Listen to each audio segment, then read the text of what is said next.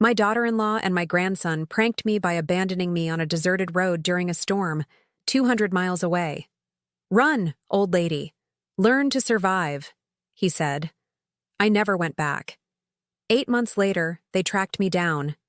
I'm glad to have you here. Follow my story until the end and comment the city you're watching from so I can see how far my story has reached. The windshield wipers couldn't keep up with the rain. I sat in the passenger seat of Lance's pickup truck, clutching my purse tighter as lightning split the sky ahead of us. At 66, I should have known better than to trust my 28-year-old grandson when he offered to drive me to my doctor's appointment in the city. "Thanks for taking me, honey," I said, raising my voice over the thunder. "I know it's a long drive." Lance didn't respond.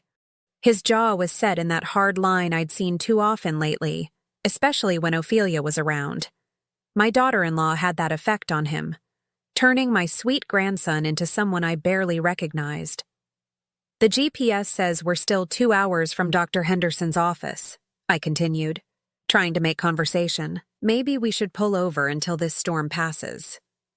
That's when Lance started slowing down. At first I thought he was being sensible, finding a safe place to wait out the weather. But when he pulled onto a gravel road that led to absolutely nowhere, my stomach dropped. "Lance, where are we going?" He stopped the truck in the middle of what looked like an abandoned parking lot. Through the rain-streaked windows, I could see nothing but empty fields stretching in every direction. No buildings, no other cars, no signs of life. "Get out," he said, his voice flat and cold. I stared at him, certain I'd misheard. "What did you say?" I said, "Get out, Grandma." He turned to look at me then, and I saw something in his eyes that made my blood freeze. Pure contempt. "Ophelia and I are done with you. Done with your constant doctor visits, your pills, your complaints. You're a burden we can't carry anymore." The words hit me like physical blows. "Lance, I don't understand. What are you talking about? You really don't get it, do you?" He laughed, but there was no humor in it. "You've been sucking the life out of our family for years. Do you know how much money we've spent on your medical bills? How many weekends we've wasted driving you places because you're too scared to drive yourself?" I felt my hands start to shake. I never asked for anything I didn't need. The doctor said my heart condition requires regular monitoring." "Your heart condition," he repeated mockingly. "You mean the one where you pop pills every time you feel a little anxious? Face it, Grandma. You're not sick. You're just old and pathetic." The rain was coming down harder now, pounding on the roof of the truck like angry fists. I looked around desperately, trying to orient myself. "Lance, please, where are we? How am I supposed to get home?" "That's not my problem anymore." He reached across me and opened the passenger door. Cold, wet air rushed in, soaking my cardigan within seconds. "Run along, old woman. Time to learn how to take care of yourself." I couldn't move. My body felt frozen, not from the cold, but from the sheer impossibility of what was happening. "You can't be serious. You can't just leave me here. Watch me." Lance's voice was getting louder, more aggressive. "Ophelia was right about you. You're a parasite. You've been living off our kindness for too long, and we're done enabling your helplessness." The word helpless stung worse than any physical pain. I thought about all the years I'd spent raising Lance after his parents died in that car accident. He was only 8 years old when he came to live with me, scared and broken. I'd worked double shifts at the diner to pay for his clothes, his school supplies, his baseball equipment. I'd sat through every parent-teacher conference, every Little League game, every school play. "I raised you," I whispered, my voice barely audible over the storm. "When you had nowhere else to go, I gave you everything. And now it's time for you to figure out your own life." Lance grabbed my arm, not gently, and started pulling me toward the open door. "Come on, I've got places to be." I stumbled out of the truck, my sneakers immediately sinking into the muddy gravel. The rain hit me like ice water, plastering my gray hair to my skull and soaking through my clothes. I turned back to the truck, hoping to see some trace of the boy I'd loved and protected for 20 years. Instead, Lance was already putting the truck in reverse. Through the windshield, I could see him on his phone, probably calling Ophelia to tell her the deed was done. He didn't even look at me as he backed away. "Lance, wait." I called out, running after the truck as it picked up speed. Please don't do this. But he was already turning onto the main road, his taillights disappearing into the storm. I stood there in the middle of that empty lot, water streaming down my face, though I couldn't tell anymore what was rain and what were tears. The silence after his engine faded was deafening. Just me, the storm, and the crushing realization that the family I'd sacrificed everything for had just thrown me away like garbage. I pulled out my phone with shaking hands, hoping for one bar of signal, but the screen showed nothing. No service. No way to call for help. Thunder crashed overhead, and I looked around desperately for any kind of shelter. That's when I saw it, a small building in the distance, barely visible through the rain. It looked like it might be a gas station or convenience store. With nowhere else to go, I started walking toward it, every step a struggle against the wind and mud. As I trudged through that storm, completely alone and abandoned by the person I'd loved most in the world, I felt something inside me break. Not just my heart, though that was shattered beyond repair. Something deeper. The part of me that had always believed family meant something. The part that trusted love was unconditional. By the time I reached that little building, which turned out to be a closed auto repair shop, I wasn't the same woman who'd climbed into Lance's truck that morning. I was someone else entirely. Someone who finally understood that sometimes the people who hurt you most are the ones you'd do anything to protect. The auto repair shop was locked, but there was a small overhang that provided some shelter from the worst of the storm. I huddled against the door, my teeth chattering so violently I could hear them clicking together. My clothes were soaked through, and I could feel the cold seeping into my bones. I don't know how long I stood there, maybe an hour, maybe 3. Time seemed to stretch and compress in strange ways. Every few minutes, I'd pull out my phone to check for signal, but the screen remained stubbornly blank. No bars, no hope of calling anyone, even if I'd had someone to call. That's when I heard the truck engine. At first, my heart leaped. Maybe Lance had come back. Maybe he'd realized what he'd done and returned to get me. But as the headlights cut through the rain, I could see it wasn't his red pickup. This truck was older, white, with rust along the wheel wells. The truck pulled up beside the repair shop, and an elderly man in a rain jacket jumped out.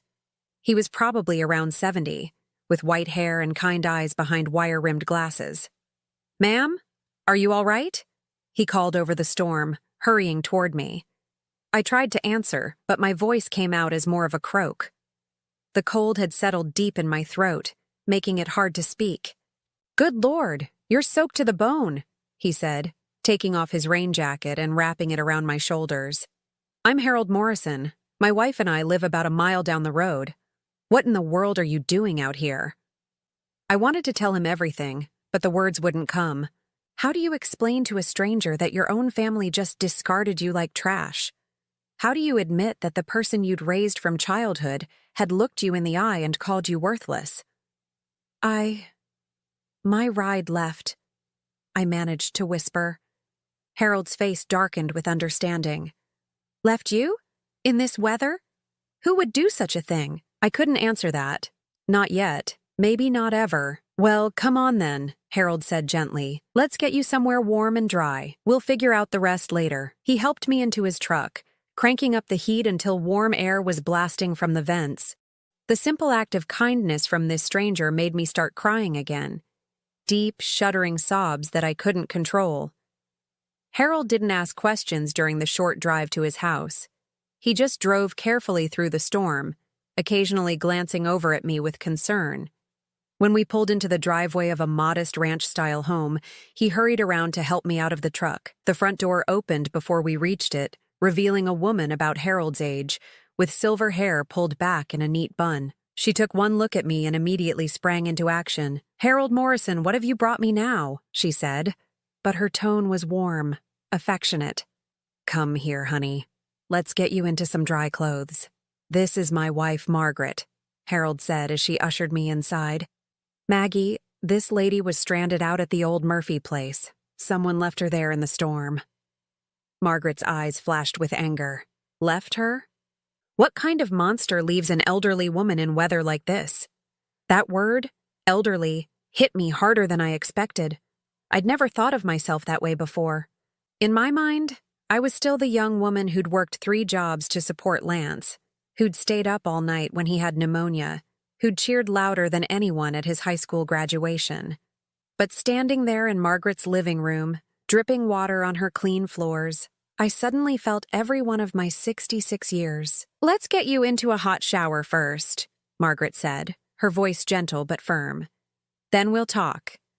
She led me to a guest bathroom and provided me with clean towels and a warm robe.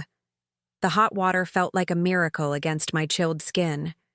As I stood under the spray, I let myself cry again, not the desperate sobs from earlier, but quieter tears of grief for the life I'd thought I had. When I emerged from the bathroom 20 minutes later, Margaret had prepared a mug of hot tea and a bowl of homemade soup. The kindness of these strangers was almost overwhelming. "Now then," Margaret said, settling into the chair across from me, "tell us what happened." So I did. I told them about Lance, about Ophelia, about the years I'd spent sacrificing for a family that saw me as nothing more than a burden. I told them about the medical bills Lance had complained about, bills I'd been trying to pay myself despite my limited Social Security income. I told them about the countless times I'd bitten my tongue when Ophelia made cutting remarks about my age, my appearance, my usefulness. Harold and Margaret listened without interruption, their faces growing more troubled with each detail. "That boy should be ashamed of himself," Harold said finally, his voice tight with anger, "after everything you did for him." "Where will you go?" Margaret asked gently. "Do you have other family?" I shook my head. Lance was all I had left. My husband died 15 years ago, and Lance's father was my only child. The reality of my isolation hit me fresh. "I suppose I'll have to figure out how to get home somehow." "Home to what?" Margaret's question was blunt but not unkind. "If they treated you this way once, what makes you think they won't do it again?" Her words settled over me like a cold blanket. She was right, of course. Even if I managed to get back to Lance's house, even if I crawled back and begged for forgiveness, nothing would really change. I'd still be the burden they resented. I'd still be walking on eggshells, trying not to be too much trouble, too expensive, too present in their lives. "You can stay here tonight," Harold said firmly. "Tomorrow, when the weather clears, we'll help you figure out your options." I wanted to protest, to insist I couldn't impose on their kindness, but the truth was I had nowhere else to go. No money for a hotel, no friends close enough to call, no family who wanted me. That night, lying in the Morrisons' guest bed under clean sheets that smelled like lavender, I stared at the ceiling and made a decision. I wasn't going back. I couldn't go back to being that woman who apologized for existing, who made herself smaller and smaller until she nearly disappeared. Lance had told me to learn how to take care of myself. Maybe it was time I did exactly that. The next morning, I woke to the smell of bacon and coffee. Margaret was already up, bustling around the kitchen with the easy efficiency of someone who'd been cooking for decades. "Sleep well?" she asked, pouring me a cup of coffee. "Better than I expected," I admitted. It was true. For the first time in months, I'd slept without worrying about being too much trouble, without wondering if someone was keeping track of every kindness they showed me. "Harold's gone into town to run some errands," Margaret said, setting a plate of eggs and bacon in front of me. "But before he left, he mentioned something interesting. The library in town is looking for a part-time volunteer, someone to help with their literacy program." I looked up from my breakfast. "A volunteer position?" "It wouldn't pay much," Margaret said quickly, "but it might be a start, a way to get your feet under you while you figure out what comes next." As I sat in that sunny kitchen, listening to Margaret hum while she washed dishes, I felt something I hadn't experienced in years. Hope. Maybe Lance had done me a favor after all. Maybe being abandoned in that storm was the push I'd needed to finally start living for myself. 3 weeks later, I was standing in front of the Millbrook Public Library, smoothing down my new skirt and checking my reflection in the glass doors. Margaret had taken me shopping at the local thrift store, helping me pick out clothes that fit properly, something I hadn't bothered with in years. When you're living as someone's burden, you don't invest much in your appearance. "You look wonderful, Vi," Margaret had said that morning, using the shortened version of my name that had somehow become natural between us. Not Viola, which always sounded so formal, and certainly not Grandma, which now left a bitter taste in my mouth. Just Vi. Simple, clean, like the new life I was trying to build. The library director, Susan Chen, was a woman in her 40s with kind eyes and an easy smile. She'd interviewed me the week before, and I'd been honest about my situation, up to a point. I told her I was recently widowed and looking to make a fresh start in a new town. I didn't mention Lance or Ophelia or the storm. Some truths were too complicated for job interviews.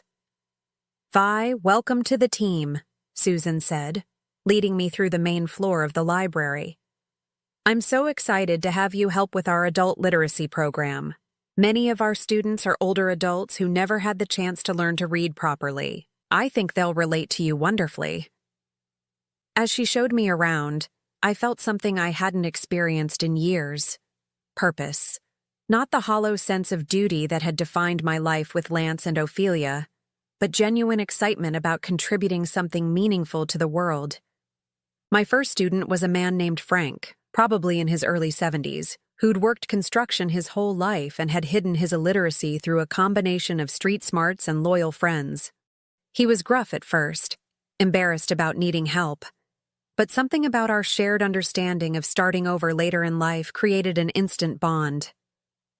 "Never thought I'd be sitting in a library at my age," Frank said during our second session, struggling through a simple paragraph about gardening. "Never thought I'd be teaching in one," I replied, and he looked up at me with surprise. "You seem like the type who's always been around books," he said. I smiled, thinking about the years I'd spent reading to Lance when he was little, making up voices for different characters, watching his eyes light up with wonder. I've always loved stories. I just never had the chance to share that love with anyone who really wanted to learn. Frank nodded, understanding without needing details. That was one of the gifts I was discovering about this new life. People didn't need to know everything about your past to accept you in the present. After my shift at the library, I walked to my new apartment.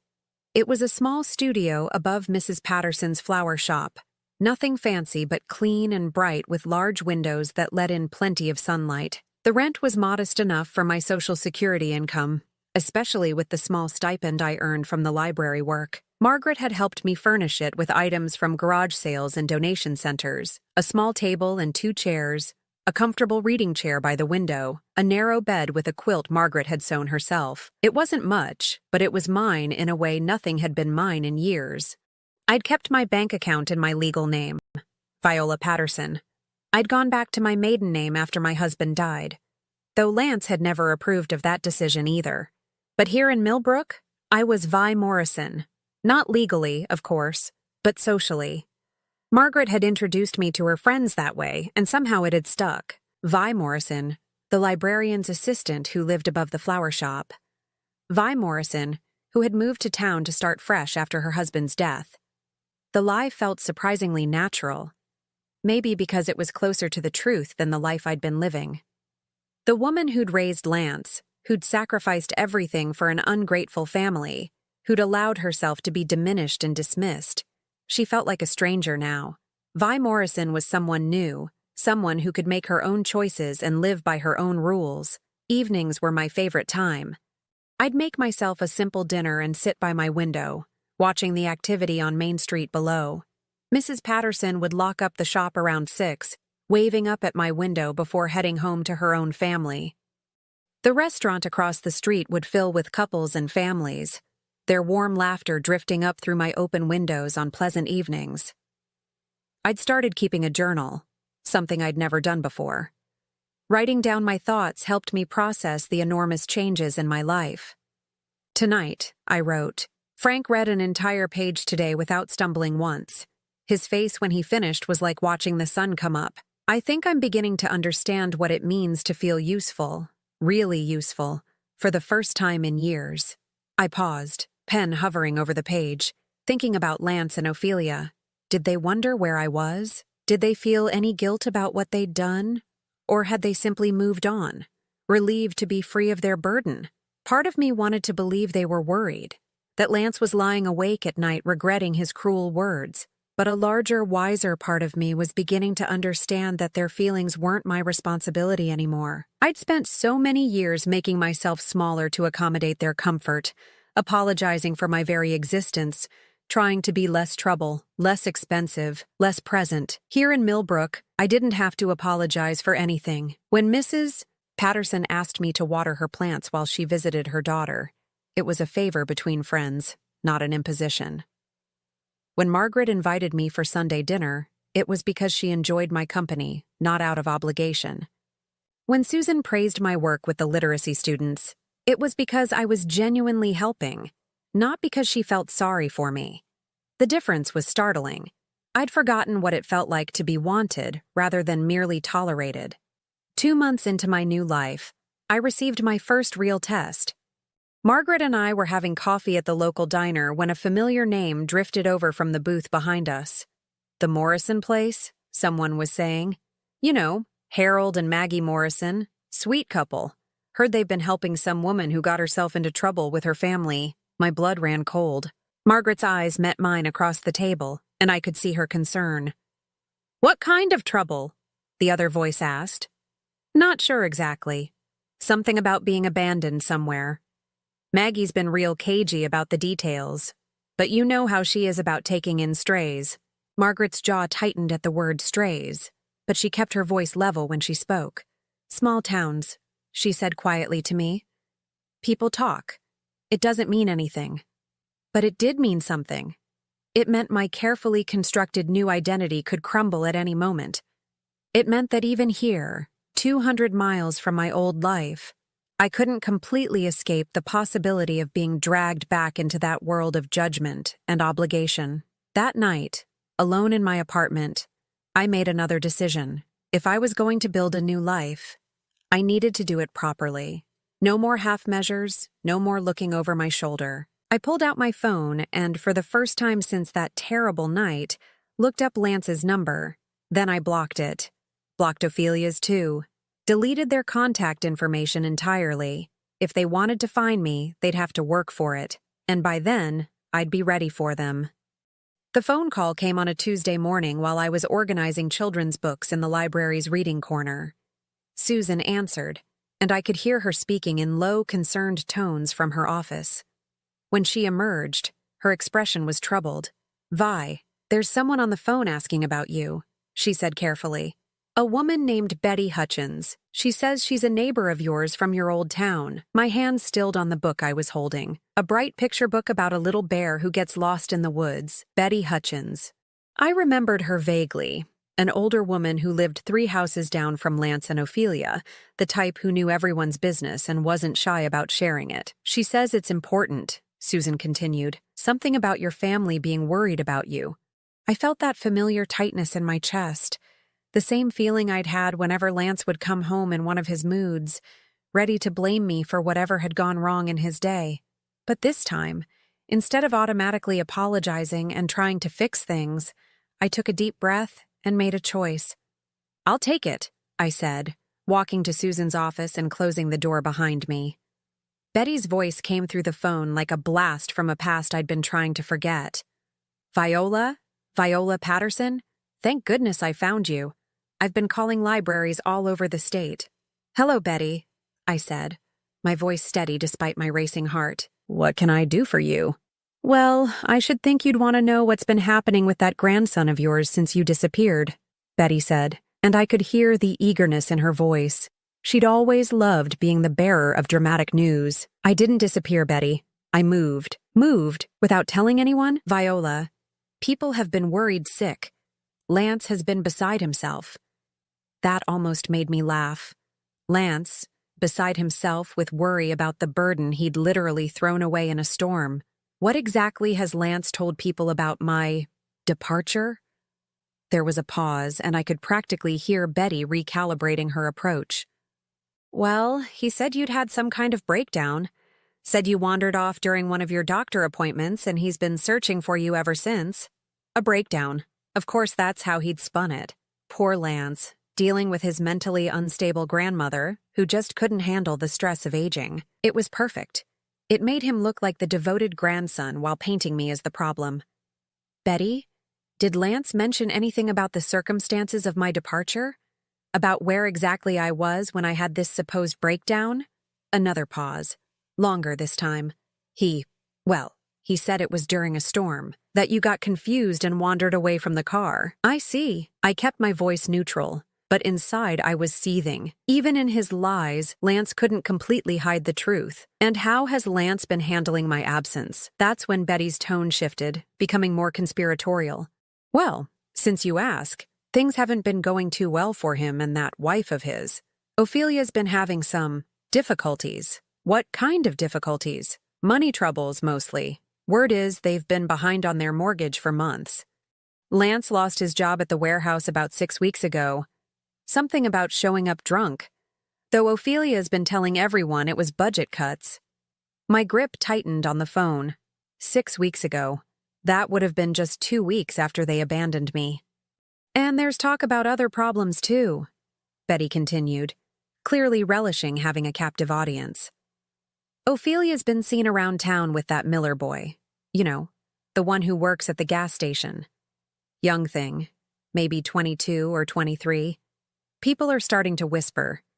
I thought about Ophelia, with her perfectly styled hair and her constant complaints about Lance not being ambitious enough, not making enough money, not giving her the life she deserved. It wasn't entirely surprising that she'd look elsewhere when things got difficult. But the real problem, Betty went on, is they can't manage without you. That house you all shared? It's falling apart. Nobody's been keeping up with the yard work or the repairs. Lance tried to fix the kitchen sink himself last month and flooded half the downstairs. Ophelia's been hiring people to come in and clean, but they can't afford it. The picture Betty was painting was becoming clearer. For all their complaints about me being a burden, Lance and Ophelia had relied on me for far more than they'd ever admitted. I'd been the one maintaining the house, managing the household budget, coordinating repairs and appointments. I'd been the stable center around which their chaotic lives revolved. There's something else, Betty said, her voice dropping to a whisper. I probably shouldn't tell you this, but I heard from my cousin who works at the bank. They're in real trouble, Viola. Real trouble. The foreclosure notice went up last week. Foreclosure. The house I'd helped pay for, the home I'd maintained and improved, was being taken away. And suddenly their desperate search for me made perfect sense. They didn't want me back because they missed me or felt guilty about what they'd done. They wanted me back because they needed me. Betty, I said carefully, has anyone mentioned calling the police about my disappearance? Oh, Lance filed a missing person report weeks ago. But between you and me, the police don't seem too concerned. They said since you're an adult and there's no sign of foul play, there's not much they can do if you don't want to be found. Smart officers. They'd probably seen this type of family drama before. I appreciate you calling to let me know, I said, but I want you to understand something. I didn't wander off in confusion, and I didn't have a breakdown.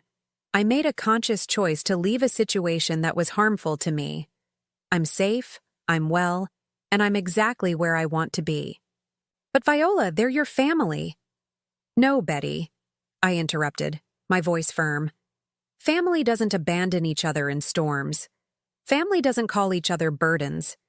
Family doesn't lie about what really happened when things go wrong.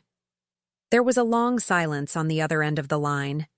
I won't tell them I found you, Betty said finally, her voice much quieter now. But Viola, they're really struggling. Whatever happened between you all, they need help. After I hung up, I sat in Susan's office for a long time, staring out the window at the peaceful main street of Millbrook. Children were walking home from school, swinging their backpacks and chattering to their friends. An elderly man was walking his dog, stopping to chat with neighbors along the way. Normal life, uncomplicated by family drama and manipulation. So Lance had lost his job. Ophelia was cheating. They were losing the house. Part of me, the part that had spent decades putting their needs before my own, wanted to feel sorry for them, but a larger part, the part that was still angry about being thrown away like garbage, felt something else entirely. Justice. Not the cruel, vengeful kind of justice that takes pleasure in others' pain, but the quiet, inevitable justice that comes when people finally face the consequences of their choices. They'd decided I was expendable, that they could treat me however they wanted, because I'd always be there to absorb their anger and clean up their mistakes. Now they were learning what life looked like without me. That evening, I called Margaret and told her about Betty's call. We sat on her front porch, watching Harold tend to his garden while I recounted the conversation. "So they're looking for you," Margaret said when I finished.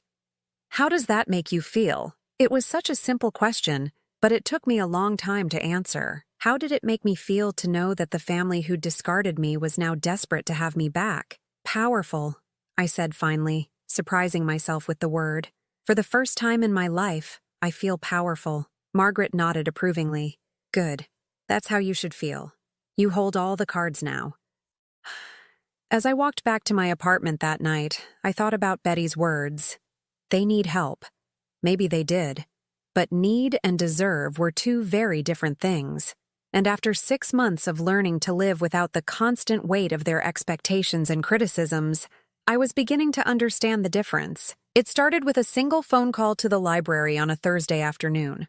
Susan came to find me in the children's section, her face pale and concerned. "Vi, there's a man on the phone who says he's your grandson. He sounds upset." My hands went still on the books I was shelving. After 8 months of peace, they'd finally tracked me down. I'd been expecting this day, dreading it, but also preparing for it. "What did you tell him?" I asked. "Nothing yet. I said I needed to check if you were available. He's holding online too." I followed Susan to her office, my heart pounding but my mind surprisingly clear. I'd had months to think about this moment, to decide how I would handle it when it came. "Hello, Lance," I said into the phone, my voice steady. "Grandma?" His voice cracked on the word, and for a moment he sounded like the 8-year-old boy who used to have nightmares after his parents died. "Grandma, thank God. We've been looking everywhere for you." "Have you?" There was a pause, as if he'd expected me to immediately start apologizing or explaining myself. When I didn't, his tone shifted. "Where the hell have you been? Do you have any idea what you've put us through? We thought you were dead. We've been worried sick." The same man who'd called me a parasite and left me to die in a storm had been worried sick. "What do you want, Lance?" "What do I want? I want you to come home. We need to talk. There's been a huge misunderstanding, and we need to work this out." A misunderstanding. That's what he was calling it now. "I'm quite comfortable where I am," I said. "If you need to talk, you can do it over the phone." "No, that's not—" "Grandma, you don't understand. Things have been really hard without you. We made some mistakes, but we can fix this. We're family." There was that word again. Family. The magical word they thought could erase everything they'd done. "Lance, I want you to listen to me very carefully," I said, my voice growing colder. "You didn't make a mistake. You made a choice. You chose to abandon your grandmother in a storm 200 miles from home. You chose to call me worthless and pathetic. You chose to tell people I had a breakdown rather than admit what you really did." "Grandma, please." "I'm not finished." My voice cut through his pleading like a knife. "You're calling me now not because you miss me or because you're sorry, but because you need me. Because you and Ophelia can't manage your lives without someone to blame for your problems and clean up your messes." The line went quiet for so long I thought he might have hung up. When he spoke again, his voice was different, harder. "You're right," he said. "We do need you, but you need us too. You're 66 years old, living God knows where, probably blowing through your savings. What happens when you get sick? What happens when you can't take care of yourself anymore?" It was a threat disguised as concern, and we both knew it. "I seem to be managing just fine," I replied. "For now. But we both know you can't keep this up forever. Come home, Grandma. We'll work things out. We'll be better." I closed my eyes, remembering all the times Lance had promised to be better. After he'd stolen money from my purse in high school. After he'd wrecked my car and lied about it. After he'd moved Ophelia into my house without asking, and then acted like I was the one inconveniencing them. "No," I said simply, and hung up. The phone rang again immediately. I let it go to voicemail, then it rang again, and again. Over the next 3 days, Lance called the library 62 times. Susan had to assign someone else to answer the phones because he was tying up the lines. When I refused to take his calls, he started leaving increasingly desperate messages. The first few were pleading, "Grandma, please just talk to me. I know we hurt you, but we can fix this." Then came anger. "This is ridiculous. You're acting like a child. We're trying to make things right and you won't even listen." Then desperation. "The house is gone, Grandma. We lost the house. Ophelia left me. I have nowhere to go. Please. And finally, threats. I know where you are now. I'm coming to get you whether you like it or not. You can't just abandon your family. Susan was concerned enough to call the local police, but they said there wasn't much they could do unless Lance actually showed up and caused a disturbance. Until then, it was just harassment, and I could file a restraining order if I wanted. I didn't want to involve the law if I could help it. This was between Lance and me. On Saturday morning, I was watering the flowers outside Mrs. Patterson's shop when a familiar red pickup truck pulled up to the curb. My heart rate spiked, but I forced myself to keep watering, to appear calm even though my hands were shaking.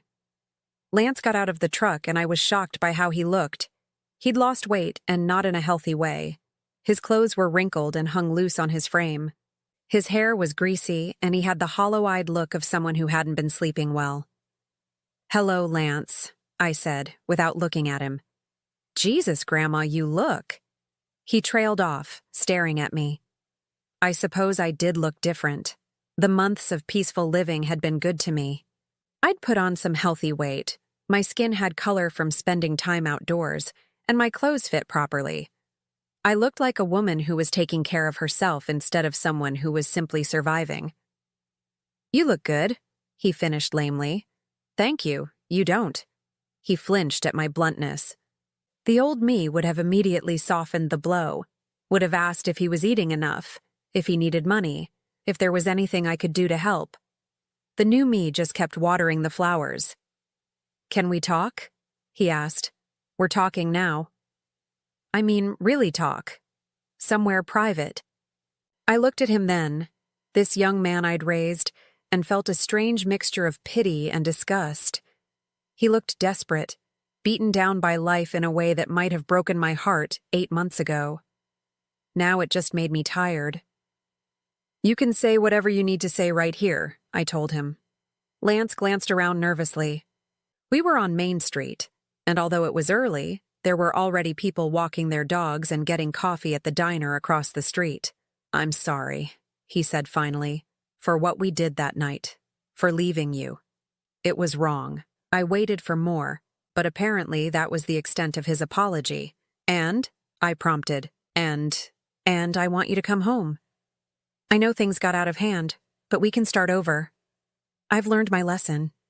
"What lesson is that, Lance?" He looked confused by the question. That family is important? Try again." His face flushed red. "I don't know what you want me to say. I want you to say what you learned. I want you to understand what you did wrong so I know you won't do it again." Lance was getting agitated now, his voice rising. "I said I was sorry. What more do you want? You're my grandmother. You're supposed to forgive me." There it was. The entitlement that had always been there, just barely hidden beneath the surface. He wasn't sorry for what he'd done to me. He was sorry that it had consequences for him. "No, Lance," I said quietly. "I'm not supposed to do anything anymore. That's what you taught me that night in the storm. Don't be like this," he pleaded. "I know you're mad, but you're all I have left. Ophelia's gone. The house is gone. I lost my job. I need you." And there it was, the truth he'd been dancing around. He didn't want me back because he loved me or missed me. He wanted me back because his life had fallen apart without someone to take care of him. "That sounds like a lot of problems," I said, moving to the next planter. "I'm sure you'll figure something out. Grandma, please." His voice broke, and for a moment he sounded like that scared little boy again. "I don't know how to do this without you." I stopped watering and looked at him directly. "You should have thought of that before you threw me away." Lance's face went through several emotions: hurt, anger, desperation. Finally, his expression hardened into something ugly and familiar. "You know what? Fine. Be stubborn. But don't come crawling back to me when this little fantasy life of yours falls apart. You're not as young as you think you are, and someday you're going to need help. Don't expect it from me." With that, he got back in his truck and drove away, tires squealing against the asphalt. I finished watering the flowers, my hands steady now that the confrontation was over. Mrs. Patterson appeared in the doorway of her shop, having obviously witnessed the entire exchange. "You okay, hun?" she asked gently. I looked down the street where Lance's truck had disappeared, then back at the peaceful morning scene around me.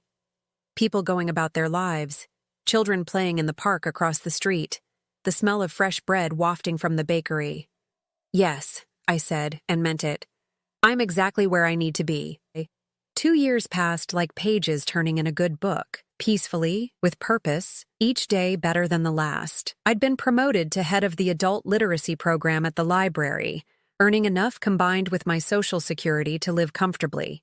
Frank had learned to read well enough to help his own grandson with homework, and we'd started a small reading group for other late-in-life learners. I'd also started volunteering at the local senior center, teaching basic computer skills to people my age who wanted to stay connected with distant family. The irony wasn't lost on me, helping others maintain family relationships while having completely severed my own. But it felt right. These were people who were valued by their families, who had grandchildren who called just to chat rather than to demand. Margaret had become the sister I'd never had, and Harold the protective older brother I'd always wanted. They'd officially adopted me into their family, including me in holiday celebrations and treating me like I'd always belonged. It was the first time in my life I'd experienced unconditional love from people who weren't obligated to care about me. On a crisp October morning, I was arranging books in the library's front window display when I saw a familiar figure walking slowly down Main Street. Even from a distance, I recognized the posture, the way she carried herself like she was performing for an invisible audience. Ophelia. She looked older than her years, her once perfect blonde hair now showing dark roots and split ends. Her clothes were still stylish but worn, like someone trying to maintain appearances on a shrinking budget. She was walking hesitantly, checking building numbers, clearly looking for something, or someone. I watched her pause in front of Mrs. Patterson's flower shop, looking up at my apartment windows above. Then she crossed the street and headed directly for the library. I had perhaps 30 seconds to decide how to handle this. I could slip into the back office and have Susan tell her I wasn't available. I could go out the rear exit and avoid the confrontation altogether. But something in me had changed over these 2 peaceful years. I was no longer the woman who hid from difficult conversations or apologized for existing. When Ophelia walked through the library doors, I was standing at the circulation desk, calm and ready. She stopped short when she saw me, her carefully applied makeup doing little to hide the shock on her face. I suppose I looked different again, confident, well-dressed, completely at ease in my environment. Not at all like the broken woman they'd abandoned in that storm. "Viola," she said, her voice uncertain. "Ophelia." I kept my tone neutral, professional. "What brings you to Millbrook?" She glanced around the library, taking in the displays I'd created, the reading corner where my literacy students gathered, the bulletin board full of community announcements and success stories. This was clearly not what she'd expected to find.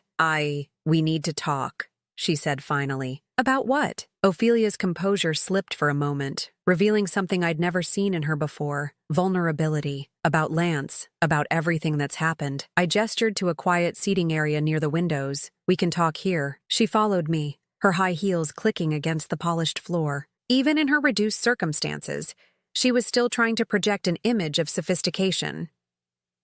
"You look well," she said as we sat down. "I am well. Very well."